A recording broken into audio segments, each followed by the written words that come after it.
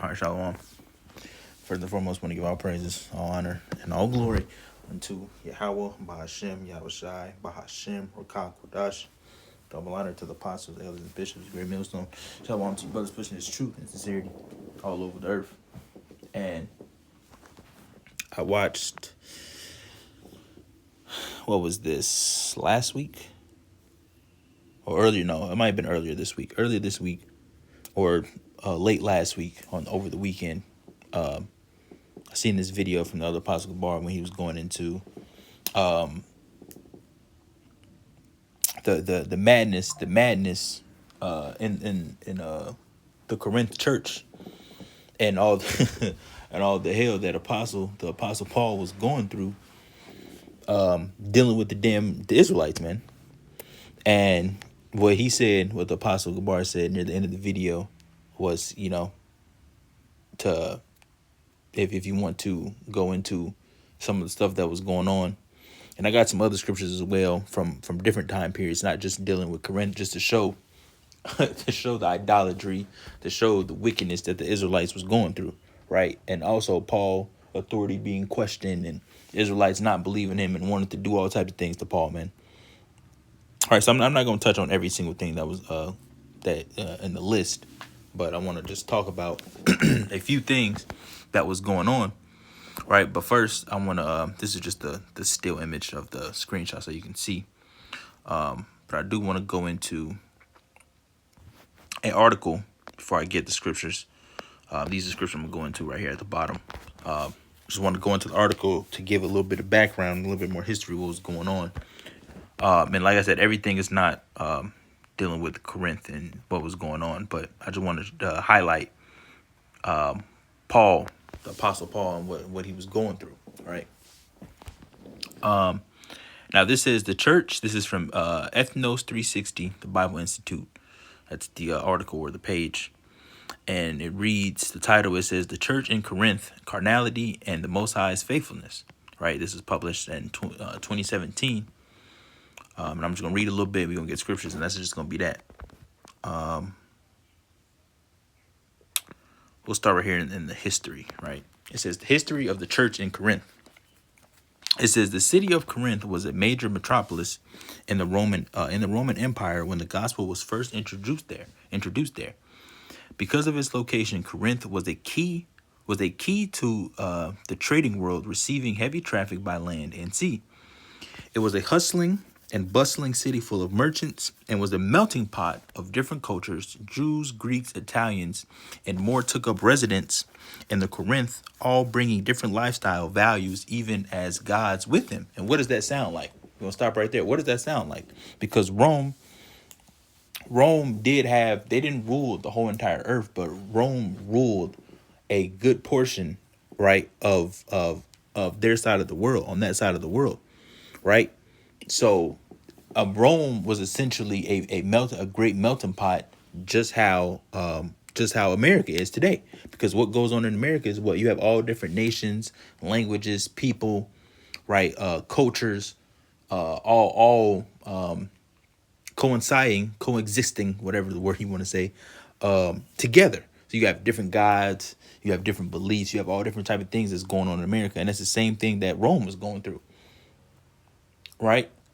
People was going to Rome because they wanted to do this, they wanted to do that, and that's what happened because Rome had that influence, right? People it's like kind of Rome was like the why people flee to America. They want to live that American dream, even though they come here and realize that it's a lie.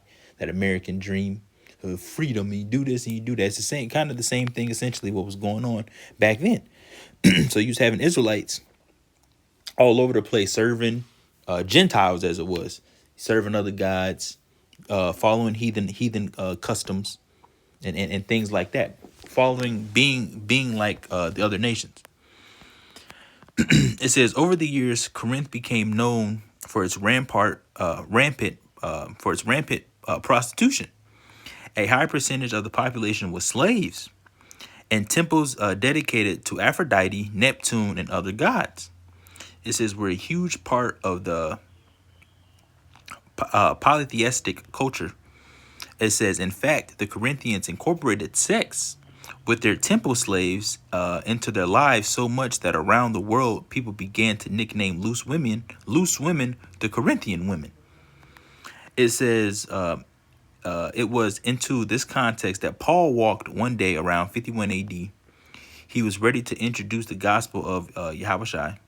It says to a city living in darkness. Paul faced a lot of challenges in Corinth, which he did a lot. And I'm going to read some. It says just read Acts 18. It says to get all the details. It says, but he was able to form a friendship with a guy named Titus Justice. Titus Justice gave him a place to stay for the next 18 months. Paul established relationships with people and witnessed to anyone who would listen. The gospel began to take root in Corinth. A few people here and there placed their faith in Hamashiach. A steadily growing group of believers formed the church in Corinth was born. Now we're gonna read this too. It says the state of the church in Corinth.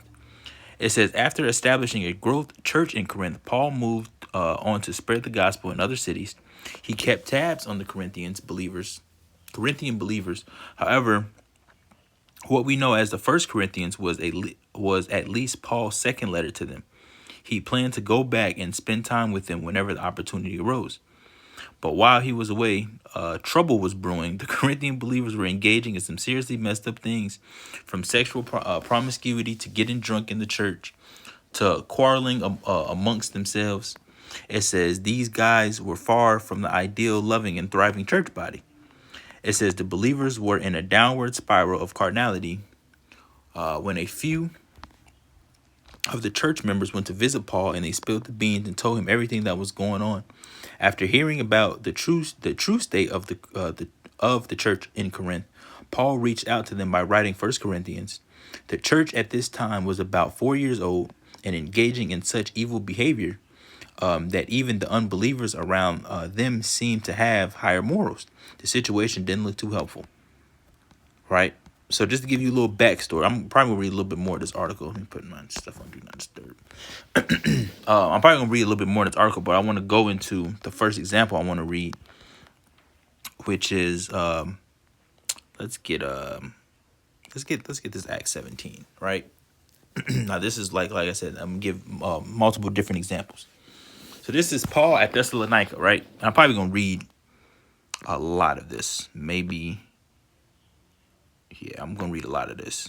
So I want to give a background on what was going on, and every part at one of these spots had something I want to read, a point that I want to get to. So there's Acts 17:1. It says Paul at Thessalonica, right?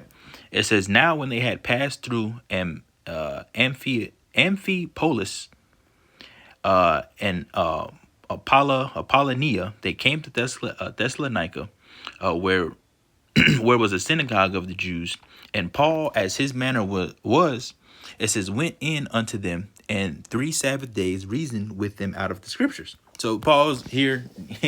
Paul goes down to the temple on the Sabbath days, and preaches the gospel, right?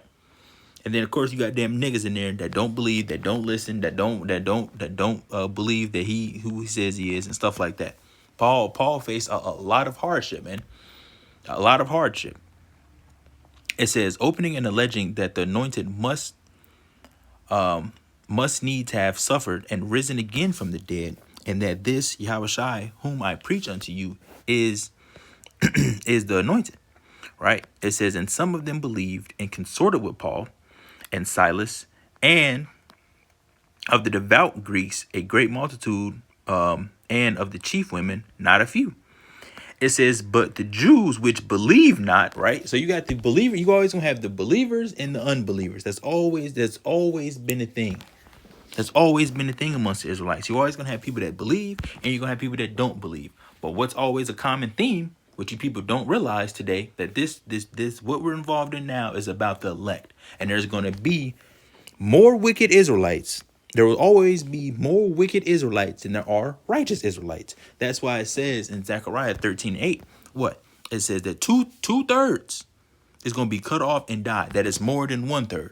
So there's going to be twice as many more wicked Israelites than there is righteous Israelites, right? And what did What happened in Ezra? Ezra says, how does the scripture go?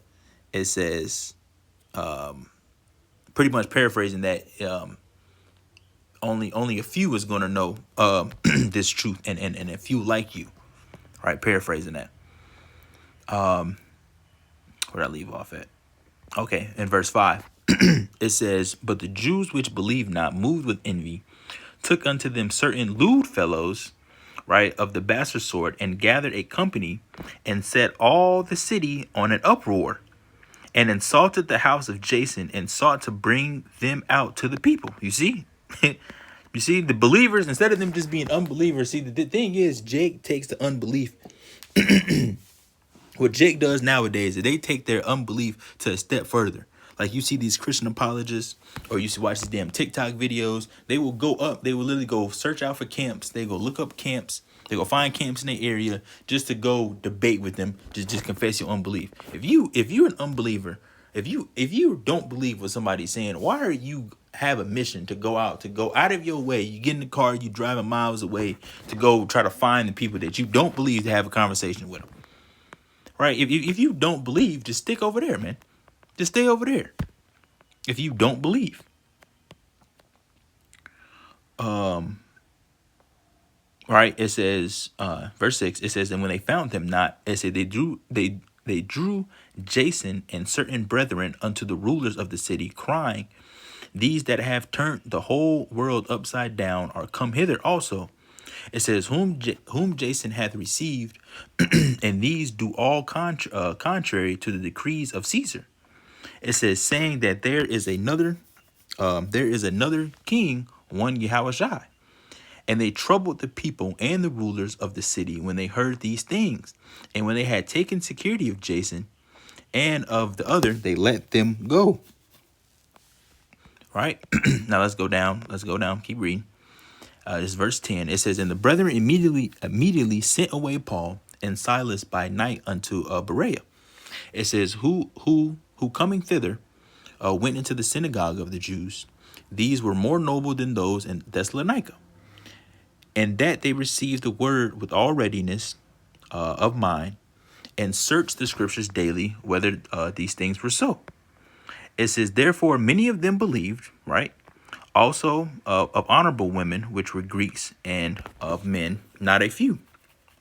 But when the Jews of Thessalonica had the knowledge that the word of the Most High was preached of Paul at Berea, they came thither and stirred up the people." See? they was like, who's teaching you that? Oh, where you learning that from? Oh, it's Paul? Oh, we got him. That's what we're about to go do. Damn niggas, man. And it's the same stuff that you read about is the same stuff that goes on now. The same stuff that goes on now. The same spirit. That's why the scriptures say there's nothing new under the sun. Nothing new under the sun. You see? Because the same exact spirits, the same exact people is coming back and doing the same exact thing that they was doing before. Right? That's why you have these people, right? The one group. I don't even know one group, really. Sakari. Now, there might be other groups out there, too, that believe in like manner. But Sakari and then Hakah and Hassad, they don't believe in Apostles Paul authority, right? We're going to get to that, too, right? Because people question the Paul authority. Right, and then you see what's happened now, that you saying all them stuff over the years about Apostle Paul's and that doesn't have authority. We don't have to listen to him, yada yada, so on and so forth.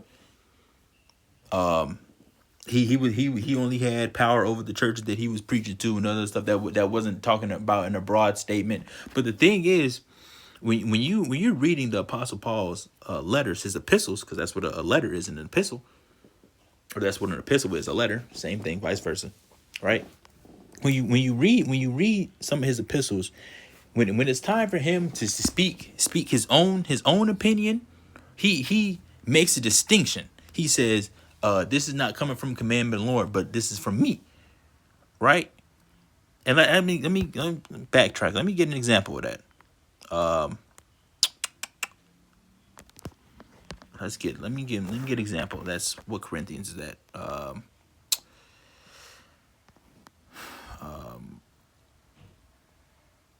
There's plenty of them.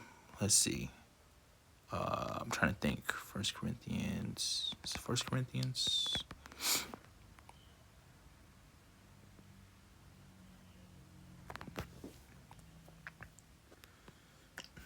I'm thinking of is that 7? Maybe, bear with me 1 second. Hold on. I don't think that's. I think that might be 2 Corinthians. All right, here you go. No, it is 7. Here it is. Perfect. Right? It says teaching on marriage. And I'm going to read the whole thing to the point. It says, this is 1 Corinthians 7:1, right? It says, now concerning the things whereof ye wrote unto me, it is good for a man not to touch a woman. Nevertheless, to avoid fornication, let every man have his own wife, and let every woman have her own husband. Let the husband render unto the wife due benevolence, and likewise also the wife unto the husband. Meaning what? That if it's time for you to get the 1-2, you're not supposed to deny. You're not supposed to deny doing it with your woman, or you're not supposed to deny it doing it with your man.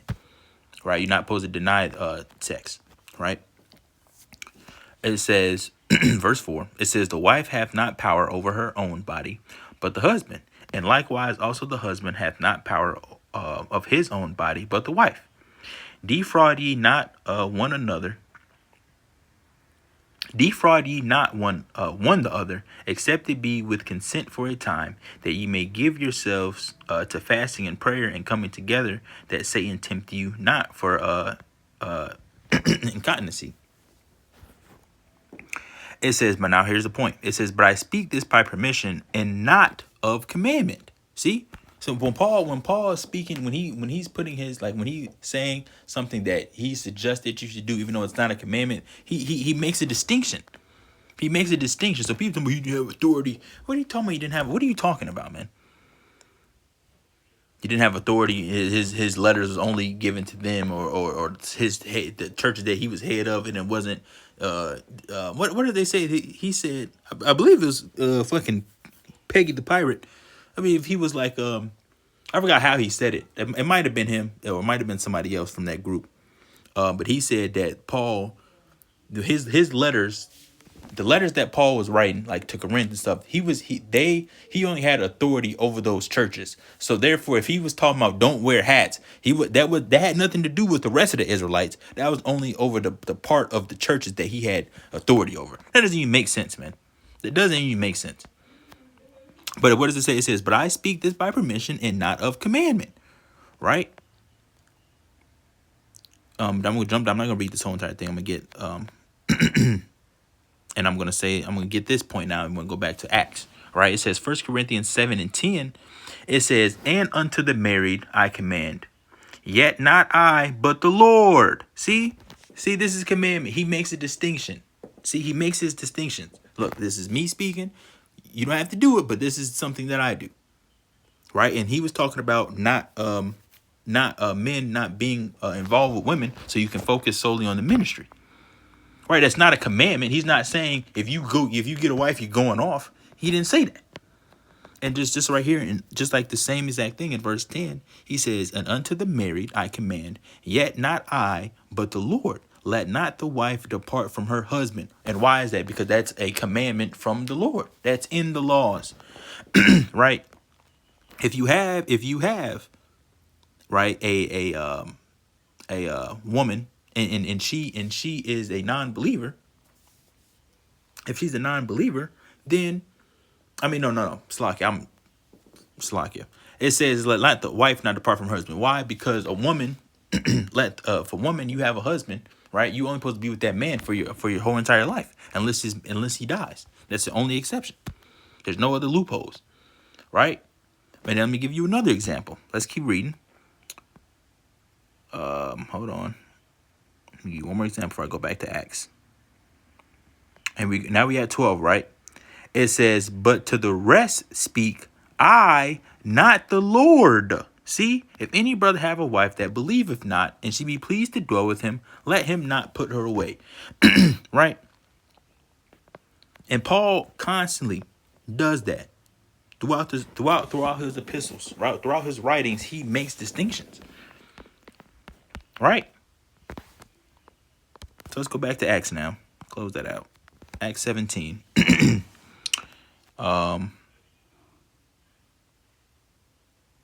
stirred up the people, right? We're at 14 now. It says, then immediately the brethren sent away to Paul, go as it were to the sea, but Silas and Timotheus abode there still. It says, and they conducted Paul, brought him unto Athens, and receiving a commandment unto Silas and Timotheus, it says, for to come to him with all speed, they departed. It says, now while Paul waited for them at Athens, his spirit was stirred in him when he saw the city wholly given to idolatry. Right. And that's what one of the things that made us go into captivity, because Israelites are always worshiping other gods, man. It says, therefore disputed he in the synagogue with the Jews and with the devout persons. It says, and in the market daily with them that met with him. It says, then certain philosophers of the Epicureans and of the Stoics encountered him and some said, what will this babbler say? Others some, he seemed to be a set forth of strange gods, because he preached unto them Yahushua and the resurrection. And they took him and brought him to Areopagus, saying, may we know what this new doctrine whereof thou speakest is? It says, for thou bringest certain strange things to our ears. We would know therefore what these things mean. For all the Athenians and strangers which were there spent their time in nothing else but either to tell or to hear some new thing. Right? And then it says, then Paul stood in the midst of Mars Hills, and ye men of Athens, and let me start that over. It says, then Paul stood in the midst of Mars Hill and said, there you go, ye men of Athens, I perceive that in all things ye are too superstitious. For as I passed by and beheld your devotions, I found an altar with an inscription, to the unknown God, whom therefore ye ignorantly worship, him declare I unto you. Right? I'm going to jump down now. You see, that's what Israelites are doing, man. And let's go down. Hold on. I want to read this last part. And I'm going to go back to the article and read a little bit more and get another scripture. We're going to start right here. 31. Acts 17 and 31. We're going to jump down here. It says, because he hath appointed a day in the which he will judge the world in righteousness by that man whom he hath ordained. It says, whereof he hath given insurance unto all men, and that he hath raised him from the dead. And when they heard of the resurrection of the dead, some mocked, and others said, we will hear thee again of this matter. So Paul departed from among them. Howbeit certain men clave unto him and believed, among the which was Dionysius, the Aphrodite, the Areopagite, and a woman named Damaris, and others with him. But see, some mocked, and just like how you have nowadays when you talk about Yahushua is coming back, or we talk about the Lord, right? People mock, people mock, and they scoff. They were doing the same exact thing to Paul, right? They was doing the same exact thing to Paul, man. The same exact thing. Paul it was constantly going through things, constantly, and we're gonna read that too. But now let's go. Now I want to get which one do I want to get? Let's go back to the article. Let's go back to the article. Now it says Paul's approach to the church in Corinth. It says, have you ever had to confront a friend or family member about issues in their life? It says, how did you approach them? Is it more tempting to address them leveling or with guns blazing, pulling out a list of their wrongdoing? Right? It says, in our eyes, Paul would have every reason to be angry with the Corinthian believers. He had presented the gospel to them, discipled them. No. Yeah. He discipled them, taught them, and poured his life into them. And this is how they were choosing to act. It said, this is how they chose to respond to the Lord Paul, and free gift and the free gift of salvation by acting worse than unbelievers. And yet, this is how Paul approaches them. Then it goes into that. I'm not going to read that part, because you can read this in 1 Corinthians. They're reading this in the NLT, right? It says one of the main reasons Paul wrote this letter was to address the sin in the Corinthians' lives. It says, but before he talks about what they are doing, Paul reminds them who they are. Instead of immediately addressing the conditions of their lives, he causes them to stop and remember the position of the anointed, right? And one of the things was a dude was sleeping with his which the elder apostle Bar brought on his video. One of the people was sleeping with his father's woman, man. That goes to show you the conditioning of the damn shit that was going on back then, man. And the condition of the damn niggas. Because it's the same, bro. It's the same exact spirit of people that's going around today. And Babylon the Great, we're in the melting pot. And you got Israelites doing all types of wickedness, man. And they're doing the same exact thing that you read about. The same stuff that you read about when you go into history, when you read about the stuff in the scriptures. They're doing the same exact thing. It's just a different time period. They're doing the same exact thing, man. So that's it on that. There might be more to the article, but I'm gonna get another thing right here. Let's get Acts 9, right? I'm gonna go to Acts 9. Where do I want to get?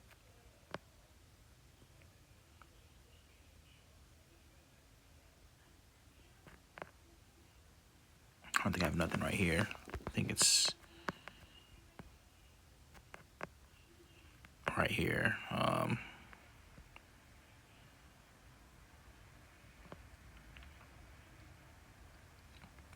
It says Saul begins to preach the anointed, right? And that's Paul. His name was Saul before Paul.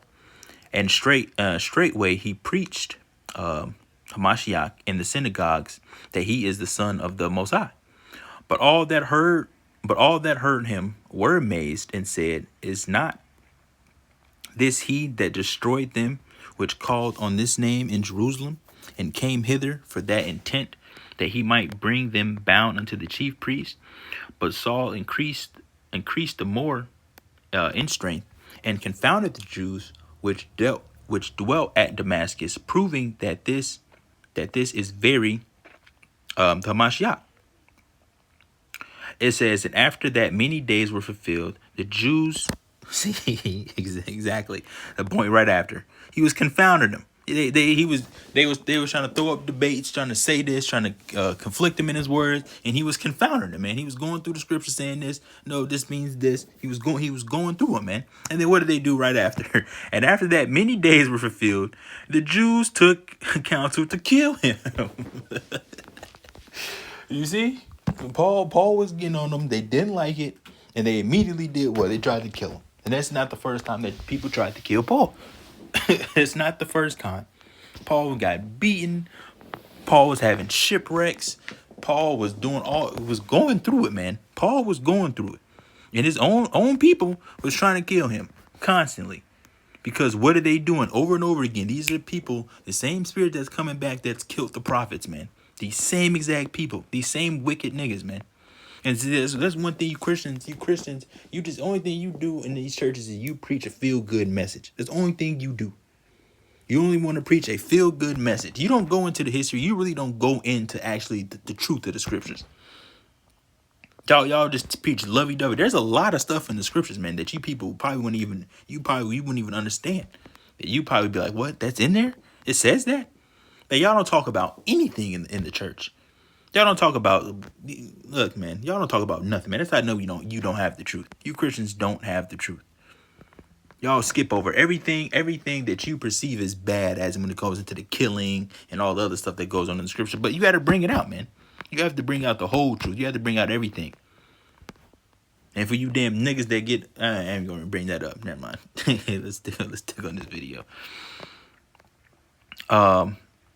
It's verse 24. It says, but their laying await was known of Saul, and they watched the gates day and night to kill him. The niggas was sitting out waiting. They was sitting there, probably had a campfire. They was sitting out eating food in the bushes, waiting over there by the gate for him to come in so they can ambush him. You see? That goes to show you. The disciples took him by night and let him down by the wall in a basket. And when Saul was come to Jerusalem, he essayed to join himself to the disciples, but they were all afraid of him and believeth not that he was a disciple. So it's like another thing of them kind of like question his authority, question who this person is. I don't know about him. Who is this guy?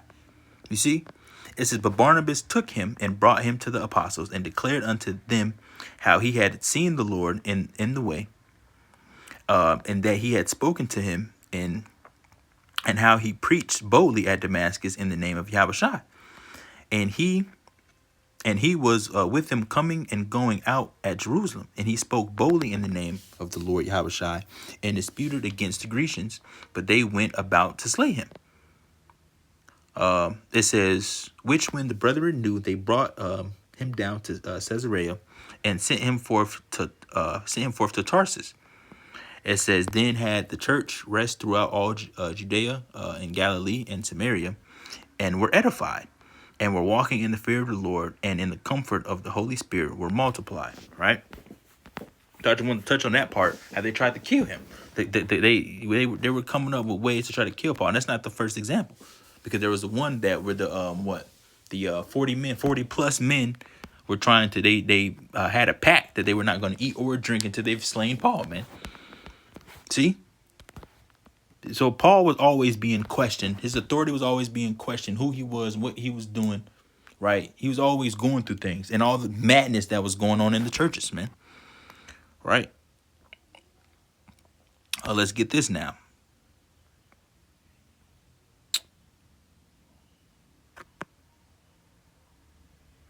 Let's see here. Bear with me.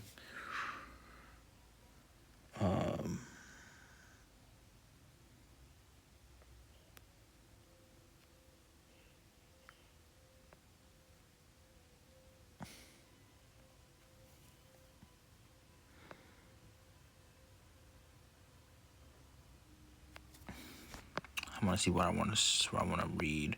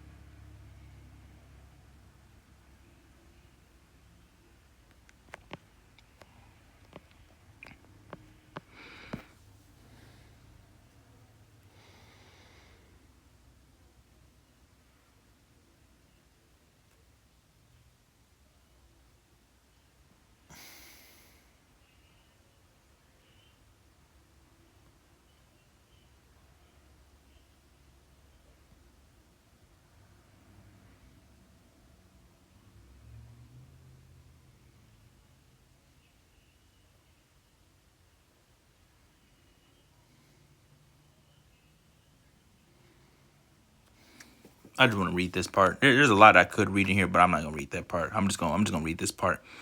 It says, 2 Corinthians 11, right, in 32. It says, when I was in Damascus, the governor under King Aretas kept guards at the city gates to catch me, and I had to be lowered in a basket through a window in the city wall to escape from him. Right? I want to get this. This is what I want to get right here. Right?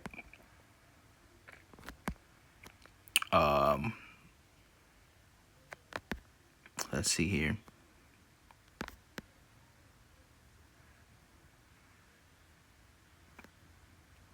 I think I want to read this in the NLT, but let me see. I'll pass on that for right now.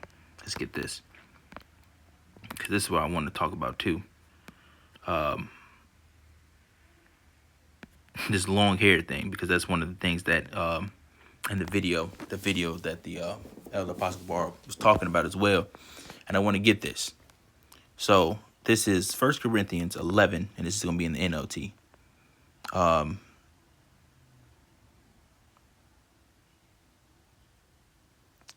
I'll start at 2.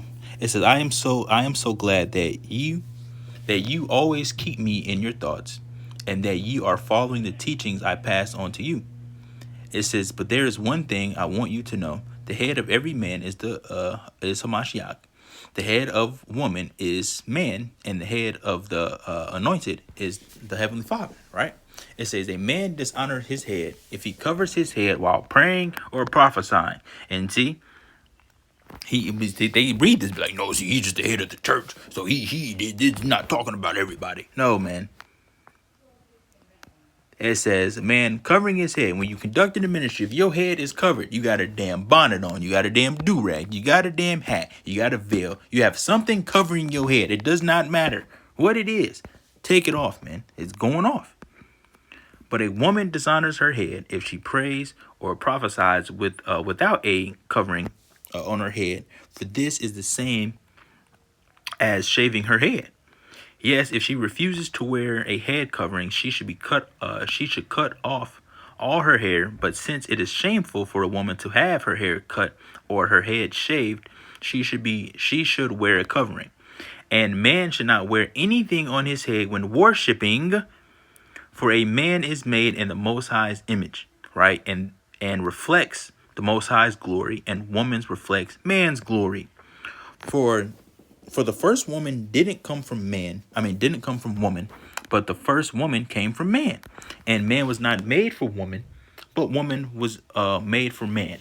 It says, for this reason, and because the angels are watching, a woman should wear a covering on her head to show she is under authority.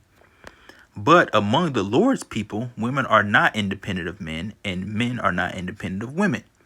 For although the first woman came from man, every other man was born from a woman, and everything comes from the Most High. Right? It says, judge for yourselves. Is it right for a woman to pray to the Most High in public without covering her head? Isn't it obvious that it's disgraceful for a man to have long hair? And isn't long hair a woman's pride and joy? For it has been given to her as a covering. I read that right. Yeah. But look, he said, but if anyone argues about this, I simply say that we have no other custom than this, and neither do the Most High other churches. You see? Anybody wants to argue about it? You see? You're not supposed to have your damn hair, long hair, man. Take your damn back. Your damn long hair touching the damn ground, your damn dreadlocks, your damn Israelites got the damn dreads. You got to tie it up in the damn rubber band, man. You got to tie it up in a damn knot. Like all your damn Shiva Jatas is locked in together, and it damn near touches your damn end of your spine. You talking about you man of the Lord. You done took the Nazarite vow. You done talking about all type of shit, man. No. Cut that shit, man. Cut it. Woman is supposed to have the long hair. That's for their beauty. That goes to show you that's a part of a woman's beauty is they long hair. They long, luscious, thick hair, man. It's not for you, nigga. Cut that shit, man. Cut it. Like the song, you need to cut it. You need to cut it, man. And it's hair, man. It's not that big of a deal. Why as a man do you want to walk around with a damn ponytail, but you gotta damn tie your damn your hair back like a damn woman anyway? But it makes sense. It makes sense that you all into that because how you was getting damn butt plugged, man. I'm talking, who's that called? I'm telling fucking Peggy the pirate, fucking Peg boy. Peggy the damn pirate. You see, it makes sense that you want to have that damn long hair and you want to do all that damn feminine shit. Because look what the fuck you doing being humbled by your damn woman. Damn spreading your... Come on, man. Talk about that. But I wanted to touch on that. I wanted to touch on the long hair thing, right? And the thing is, when the Apostle Paul is hearing about these things and he's seeing them, he's correcting them. He's correcting them for a reason. It's not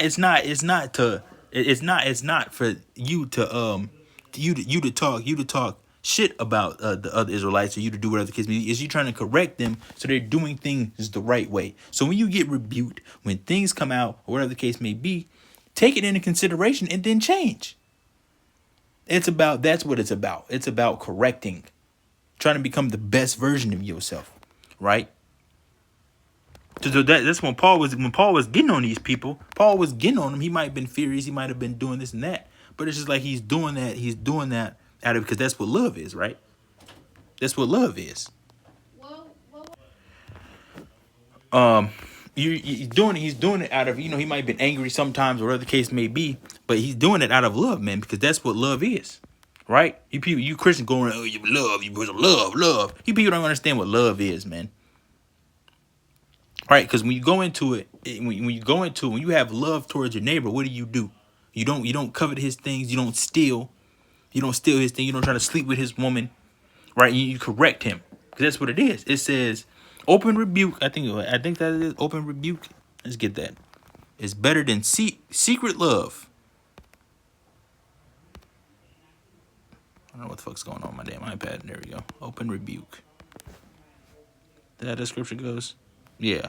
Proverbs 27 and verse 5. Let me see if there's anything else. It says, get that in KJV.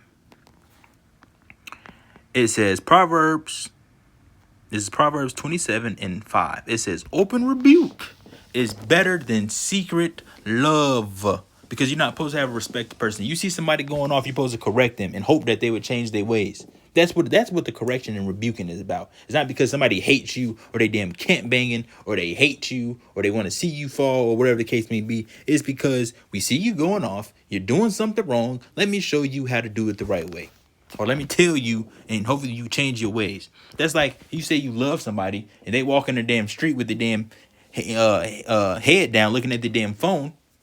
And their car is coming and you just sit there and let the car smack them, or you don't try to stop them, or you say, hey, look out, there's a car coming, or so on and so forth.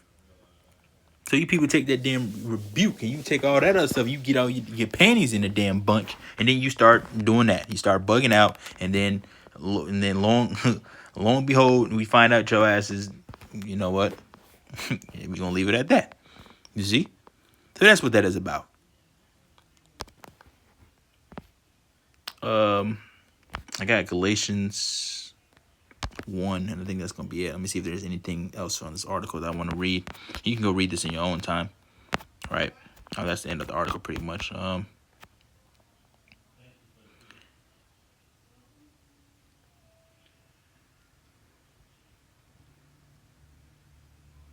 right, here is exactly what I was just saying. Faithful in Corinth, faithful to us. It says, what it says. It says, he sees the failures, right, mistakes and immaturities in our lives, and no, he is not just okay with them, but instead of angrily condemning us, he deals with us as a loving father deals with the children, right? His goal is to transform us into the image of his son, and that's what the Apostle Paul was doing. That's what the Apostle Paul was doing. That's what he was made to do, right?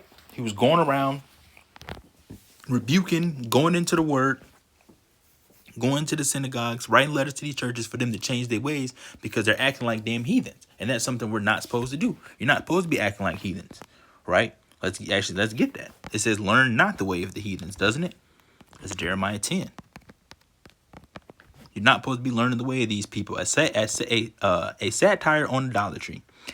Jeremiah 10 and 1. Hear ye the word which the Lord speaketh unto you, O house of Israel. Thus saith the Lord, learn not the way of the heathen, and be not dismayed at the signs of heaven, for the heathen are dismayed at them. For the customs of the people are vain. Right? These people have vain customs, right? And they're going off. When you see these heathens do their custom, they do their holidays, they do their celebration, and you over here following like manner, you going off and you in idolatry. Right? And that was the big thing that was going on in Corinth. Right? Because pretty much as Rome was the great melting pot, it was pretty much the same thing as America, where people were just worshiping and doing whatever they wanted to. Right? You were just under the authority of the Romans. So it was the same exact thing, man. It's the same exact thing that's going on in Babylon the Great right now. Is you under these damn Edomites. Once again, you under them, but they let you pretty much do whatever hell you want to. Worship whoever you want to worship, right? Celebrate what you ever want to celebrate. Just do whatever you want to, right? It's the same exact thing, man. And then when you see, the thing is, when the Israelites don't have instruction, they don't have leadership set up, they don't have instructions and somebody to guide them, right? to guide them back, what happens is they just do whatever. Because Israelites is already damn wicked. So you give them the opportunity to be wicked, but they're gonna go be wicked. They go, okay, cool. I got no limitations on how wicked I can be. Let me go do it. And that's what they go do. And you read those examples throughout all the scriptures of the Israelites just being damn wicked, being niggas and being wicked niggas, being niggas and being wicked niggas. Put it together. You see, that's what they was doing. That's what Paul was doing, man. That's what the Apostle Paul was doing. And these damn niggas doing all type of shit. And it's the same thing they do to this day. They go on the damn internet, sleep with other people's women, and post videos about it. Damn, do all type of things. Goddamn men walking around being damn simple. Being with a girl that has 3 other boyfriends and all y'all know about each other and y'all cool with it. And all type of shit that goes on. The idolatry. You celebrating Christmas and doing all the other shit. You see, it's the same stuff, man. It's literally the same stuff. Now I want to read this and I'm going to close out. It says Paul defends his ministry, right? It says, but I certify you, brethren, that the gospel which was preached of me is not after man. And it says, for I neither received it of man, neither was I taught it, but by the revelation of Yahushua HaMashiach. Right? It says, for ye have heard of the conversation in time past in the Jews' religion, how that beyond measure I persecuted the church of the Most High and wasted it, and profited in the Jews' religion above many my equals in mine own nation, being more exceedingly zealous of the traditions of my father. But when it pleased the Most High, who separated me from my mother's womb and called me by his grace, to reveal his son in me, that I might preach him among the heathen, immediately I conferred not with the flesh and blood. It says, neither I went up to Jerusalem to them which were apostles before me, but I went into Arabia and returned again unto Damascus. So Paul right here is he's trying to convince these Galatians that, hey, what I'm telling you is true. I'm sent for me to do the work of Yahweh Shem Yahushua. And of course Paul has to defend himself, because why? Because people didn't believe in Paul. People questioned his authority. And I read that example in Acts.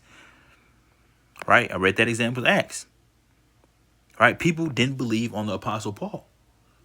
Even time Paul got beat, set in prison, got whipped, brought before these damn kings and governors and rulers and all types of things, man. Apostle Paul was going through it. But the Apostle Paul knew what he had to do. Right? And these people didn't believe him. That's why he has to write. That's why he's writing to these people, so you understand. Hey, I'm not. He's trying to pretty much prove himself. You just put it like that. I was gonna say some other stuff, but we're gonna say he proved himself. Right?